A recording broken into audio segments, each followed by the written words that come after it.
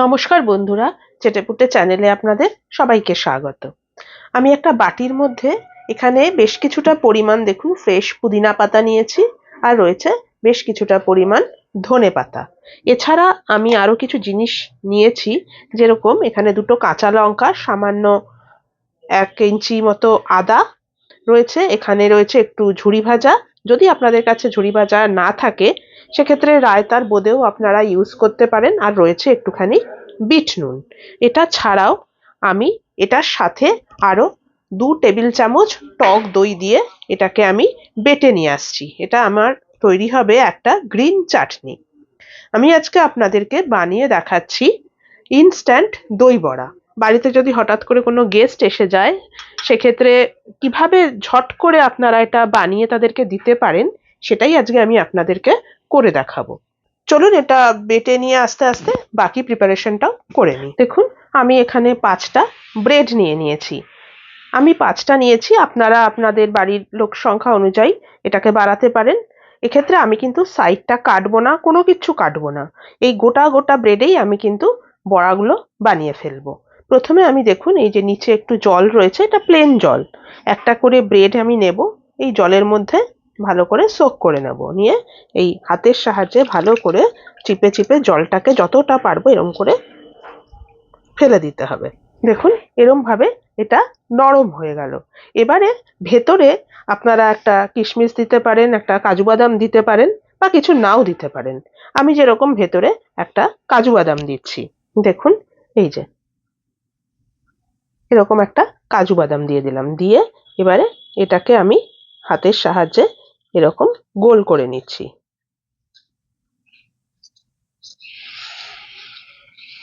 এই যে দেখুন এরম ভাবে আমি গোল করে নিচ্ছি। এরম ভাবে সবগুলো করে আমি আপনাদেরকে দেখাচ্ছি। দেখুন আমি এরকম ভাবে এই পাউরুটিটাকে আর কি আমি এরকম ভাবে বড়ার আকারে করে নিয়ে আসলাম। এবারে পরের স্টেপে যাই। আমি আবার একটা বাটির মধ্যে 1 টিস্পুন নিয়ে নিয়েছি ড্রাই ম্যাঙ্গো পাউডার। এখানে আমি দিয়ে দিচ্ছি 1 teaspoon Kashmiri red chilli powder.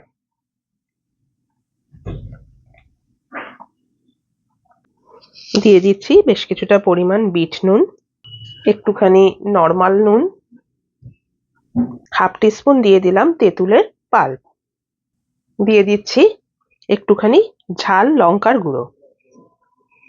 এটা অবশ্যই স্বাদ অনুসারে দেবেন আপনারা। এর সাথে আমি দিয়ে দিচ্ছি 1.5 টেবিল স্পুন মতো চিনি।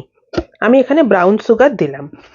আপনারা গুড় দিতে পারেন, মিশ্রি দিতে পারেন, যেটা আপনাদের পছন্দ সেরকম দেবেন। এবার এটাকে আমি জল দিয়ে গুলে নিচ্ছি।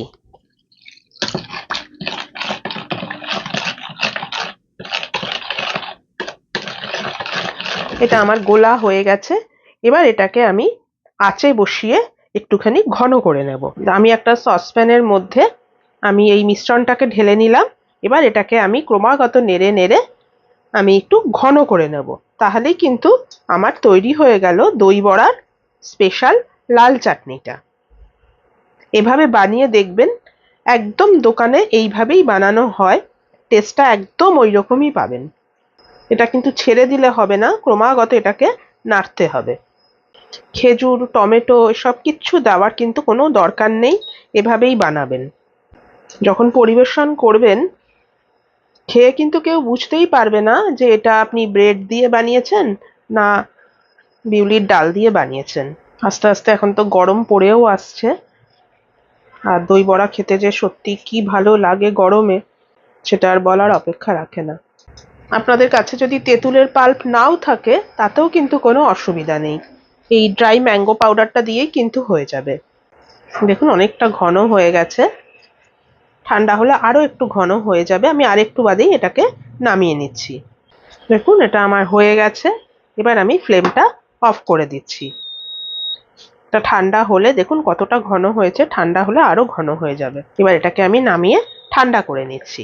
আমি হিটে একটা প্যান বসিয়ে দিয়েছি, এখানে আমি বেশ কিছুটা পরিমাণ রিফাইন্ড অয়েল গরম করলাম। এবার একটা একটা করে বড়া আমি ছেড়ে দিচ্ছি। দিয়েই নাড়বেন না, ফ্লেমটা লো টু মিডিয়ামে আছে।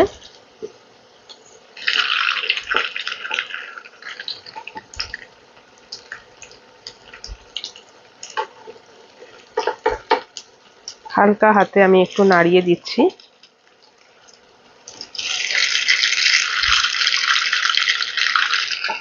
বড়াগুলো আমার ভাজা হয়ে গেছে, এবার আমি তুলে নিচ্ছি। খুব তাড়াতাড়ি কিন্তু এটা হয়ে যায়। তেল থেকে তুলে নিলাম, এবারে আমি এটাকে রেডি করে আপনাদেরকে দেখাচ্ছি। বড়াগুলো আমার ভাজা হয়ে গেছে। এখানে আমি 150 গ্রাম পরিমাণ টক দই নিয়েছি। ভালো করে আমি টক দইটাকে ফেটিয়ে নিচ্ছি। এবার এখানে আমি বেশ কিছু জিনিস অ্যাড করছি। দিয়ে দিচ্ছি এখানে সামান্য একটু পরিমাণ আমি এখানে ভাজা জিরের গুঁড়ো,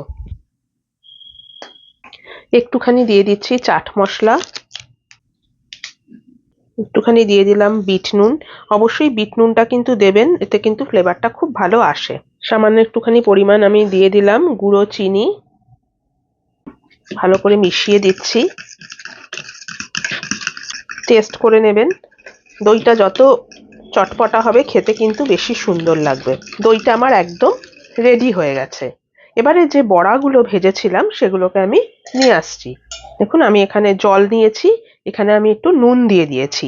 এবার যে বড়াগুলো আমি ভেজেছিলাম এই নুন জলের মধ্যে আমি ছেড়ে দিচ্ছি।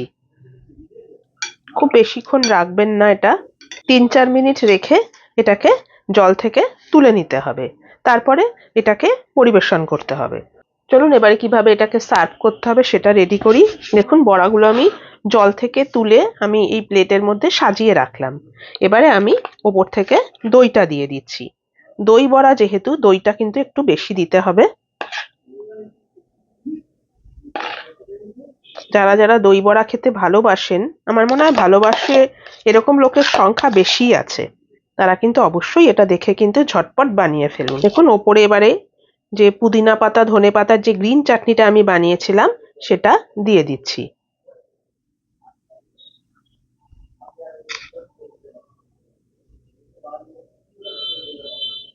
এবারে দিয়ে দিচ্ছি লাল চাটনিটা।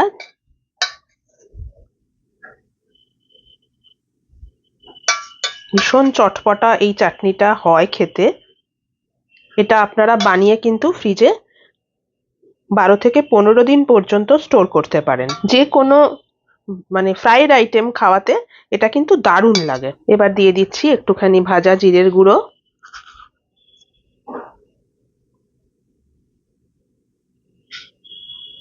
দিয়ে দিচ্ছি একটুখানি চাট মশলা, আর দিয়ে দিচ্ছি ওপর থেকে একটু ঝুরি ভাজা।